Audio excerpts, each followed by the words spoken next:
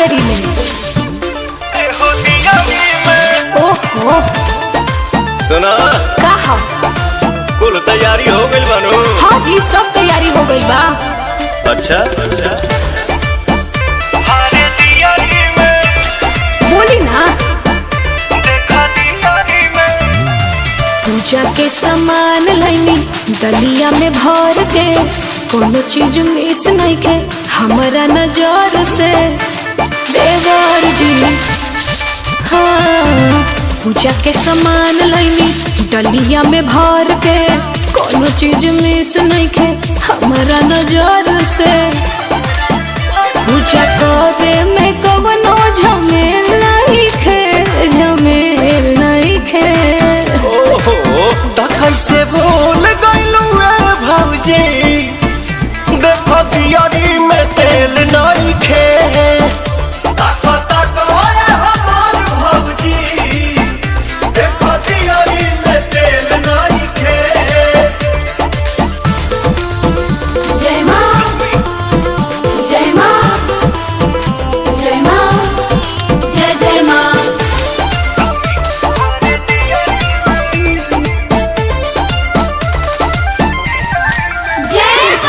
अपन मिस्टेक जानी हमारा पे थोपी, जाने तू डरा मत करो मुहवा के तोपी, हो मुहवा के तोपी।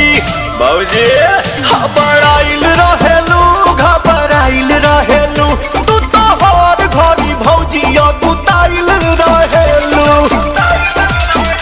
पूजा लइकन के देवरू खेल नहीं खे, हाँ खेल नहीं खे। देखा ता कैसे भूल गइलू ए भौजी, तेने दियारी में तेल नहीं खे। ताको ताको ए हमार भौजी, देखो दियारी में तेल नहीं खे। जय जय मैया शेरा वाली, जय जय मैया जोता वाली।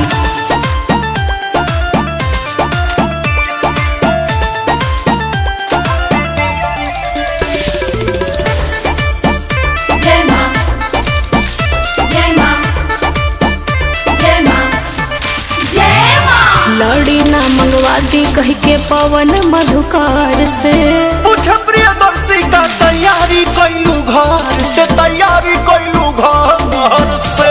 बोला घट भेर हो जाई, अब देर हो जाई, ओट खूने में भौजी हो देर हो जाई। का घिउ से बार ले हब दिया माथा फेल नहीं खे, हाँ फेल नहीं खे। अब के बुझाइला कैसे छोड़ आइलू ए भौजी, हे दे दियारी में तेल नहीं खे।